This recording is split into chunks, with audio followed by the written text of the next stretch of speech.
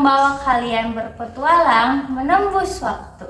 Kembali ke masa ribuan tahun lalu, ke zaman Yunani kuno. Di sebuah tempat bernama Samos hiduplah Seorang pemuda yang selalu penasaran dengan dunia di sekitarnya. Namanya Pitagoras.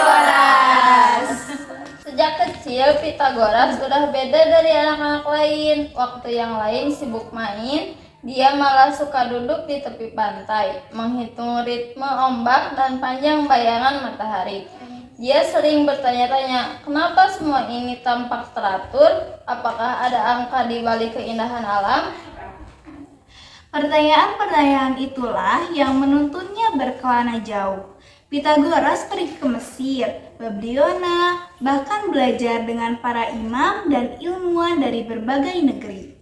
Dari sanalah dia mulai yakin bahwa angka bukan sekadar alat hitung, tapi rahasia dari keteraturan alam semesta.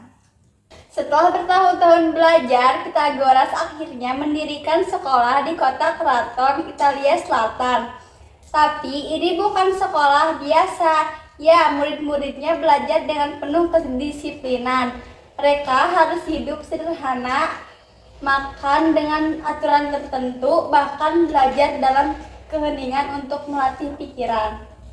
Yang menarik, di sekolah itu juga ada seorang perempuan cerdas bernama Theano.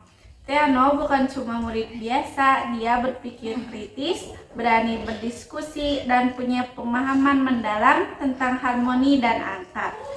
Lama-lama, Theano menjadi salah satu orang terdekat Pitagoras, dan akhirnya dikenal sebagai istrinya sekaligus penerus ajarannya.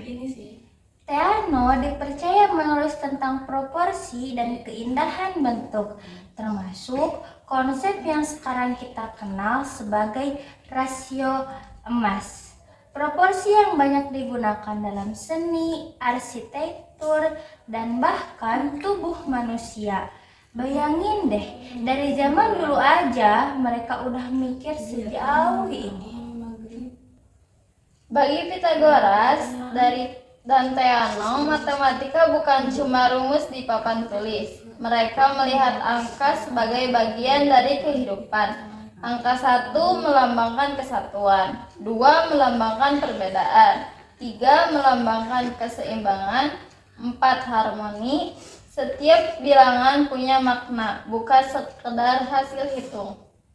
Ajaran mereka kemudian disebut Pitagoreanisme, yaitu pandangan bahwa dunia ini bisa dimengerti lewat harmoni angka.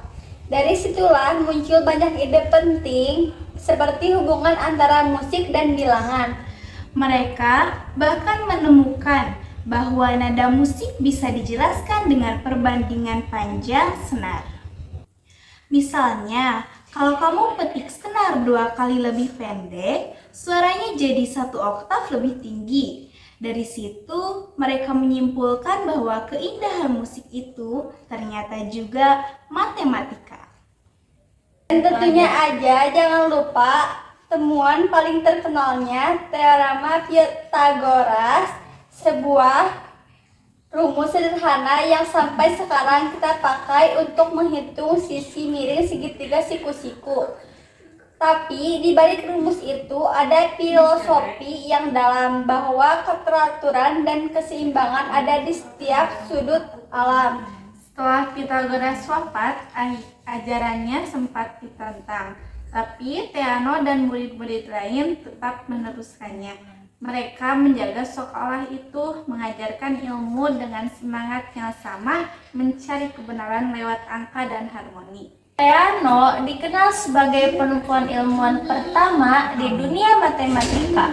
Ia membuktikan bahwa akal dan kebijaksanaan tidak mengenal jenis kelamin. Selama ada rasa ingin tahu, siapapun bisa jadi penemu. Bayangin, dari zaman mereka benih matematika sudah tumbuh, dan kini beribu tahun kemudian kita masih mempelajari warisan itu di kelas kita sendiri. Kalau kita pikir-pikir, matematika itu kayak bahasa universal. Dari ombak laut sampai bintang di langit, semuanya bicara dalam pola dan angka. Dan itu semua dimulai dari pemikiran orang-orang seperti Pythagoras dan Theano. Jadi teman-teman, kalau kalian ketemu rumus Pythagoras di buku pelajaran, maka kalian harus ingatlah bahwa dalam huruf-huruf itu Ada sejarah panjang tentang cinta pada pengetahuan, tentang keindahan angka, dan tentang semangat belajar yang tak pernah padam.